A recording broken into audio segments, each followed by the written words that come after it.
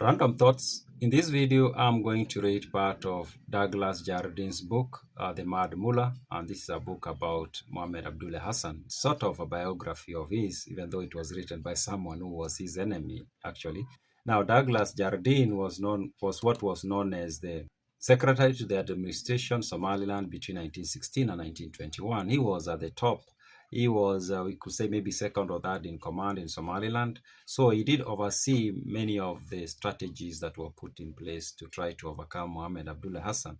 Now, some people have asked me where they can find this book to read. And fortunately, this is a book that is freely available online.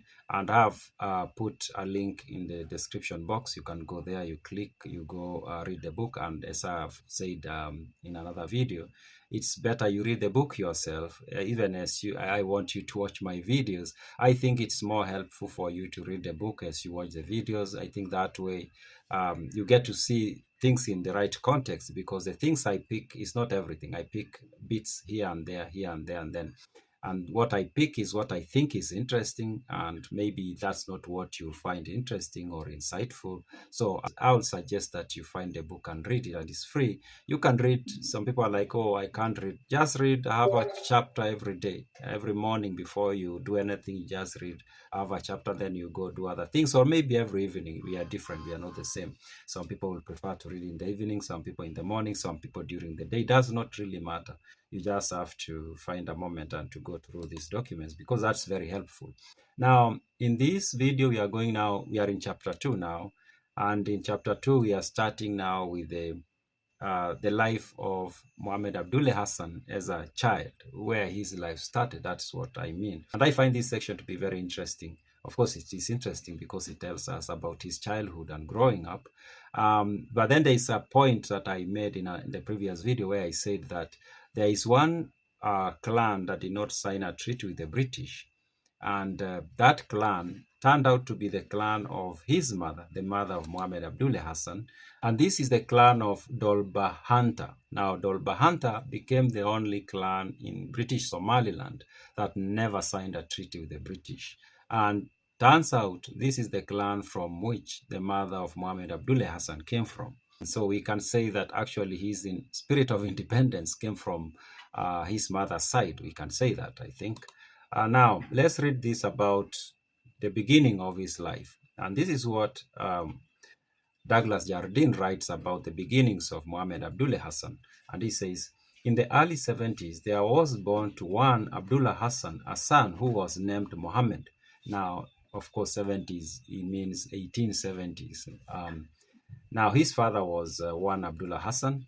And then now, of course, we know that Mohammed Abdullah Hassan was born in 1870s. The family were poor and of no account in the land. Now, it's not that he came from a well-off family or a family that had a lot of influence. At least that's what Jardine tells us. He came from just a very obscure background, we can say. He continued to say, the father belonged to the Baheri section of the southern Ogaden, a Somali tribe nominally under Abyssinian's jurisdiction, and the mother was Dolbahanta, now a British Somali tribe. Mohammed was born and bred at Kob, Farah Dob, in the neighborhood of Kirit in the Dolbahanta country, about 150 miles southeast of Berbera. So it seems like he grew up in his mother's homeland. Maybe the father moved there. Likely that's what happened, but he grew up around the clan or tribe of his mother. And then which is important because we know that the Dolbahanta are the clan that refused to sign a treaty with the British, and maybe that influenced who he became later on, and the policies he adopted or the beliefs he adopted and his perspective towards the British. I think that most likely influenced that he came from, or he lived among these people. He continued to say, his boyhood was doubtless much like that of other Somali children.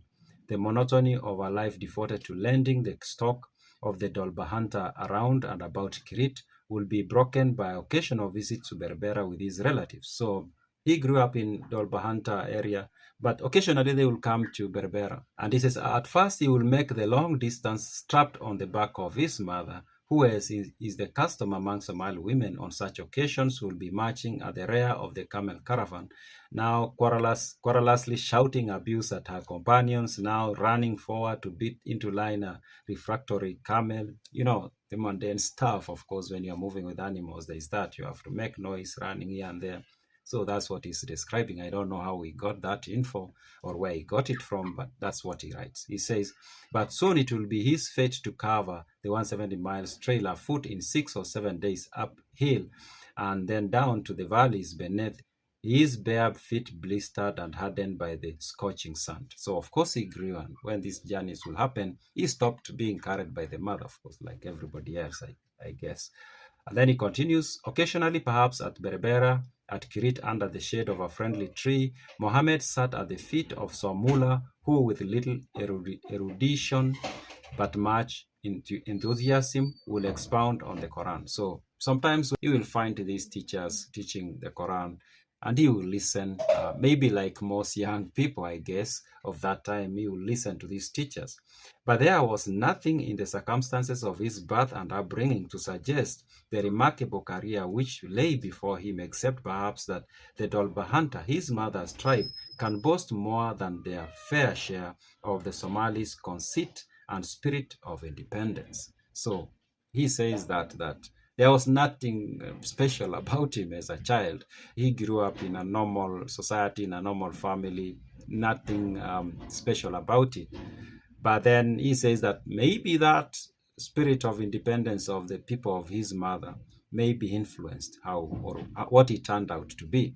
He continued to say, while yet a boy, Mohammed will forage in some friendly dough, carrying Somali produce, hides, skins, ghee, and sheep to the Arabian coast, and in Aden he must have often seen the mighty liners plying between east and west, and heard something of the wonders of Europe.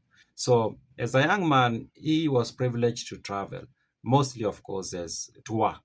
That's what is clear from this, that he will travel taking goods to other markets, and he didn't manage to go all the way to Aden. And of course, that travel exposed him to some things, exposed him to ideas, to experiences, to things like that, to other people.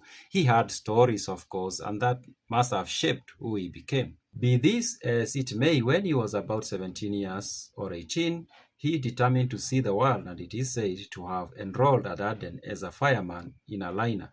So at some point he's in Aden and he finds a job as a fireman in a big ship.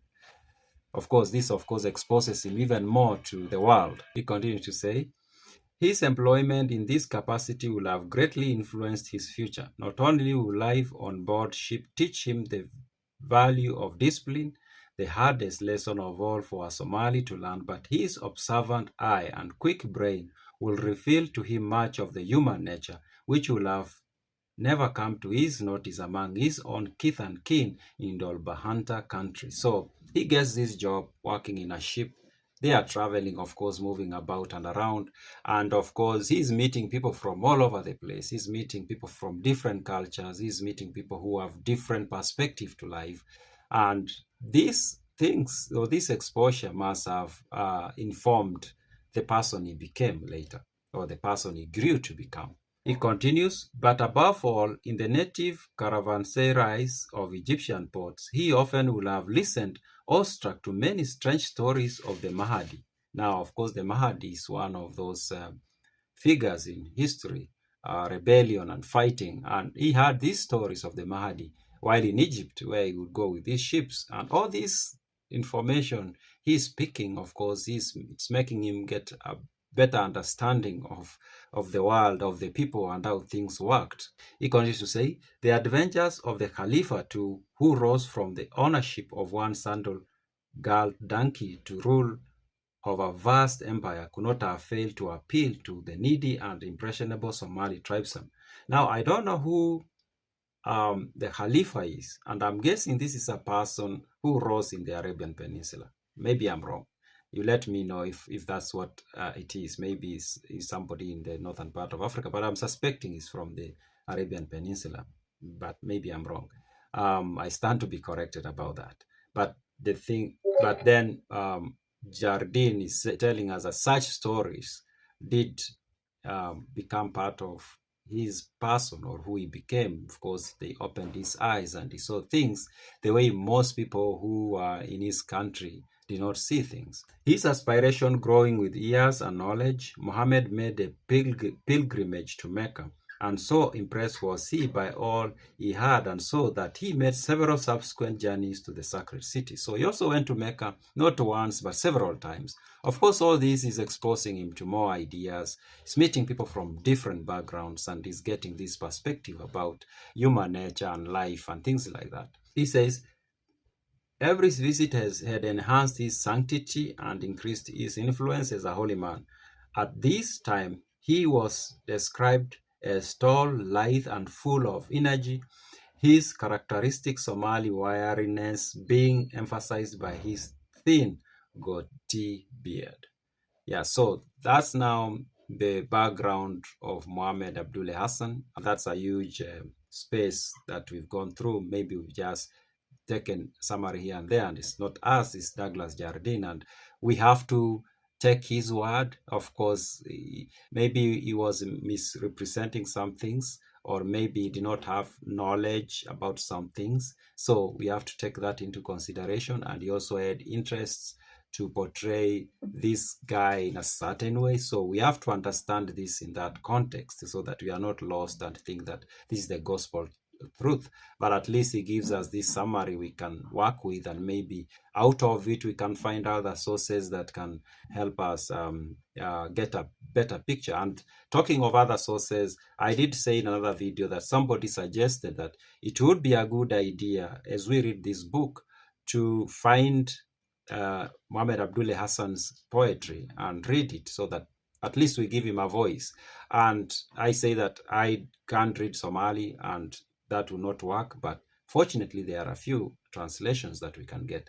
And now my request is that if you know of the poems, I'll ask, or I request that you suggest the ones that you think can be very helpful. That means you give the title, at least the ones that are translated into English, the title, and maybe where we can find that poetry, and then we can read a few of them as we go through this book. Now, as I've said, you can find the link to this book in the description section of the video. Those are my random thoughts.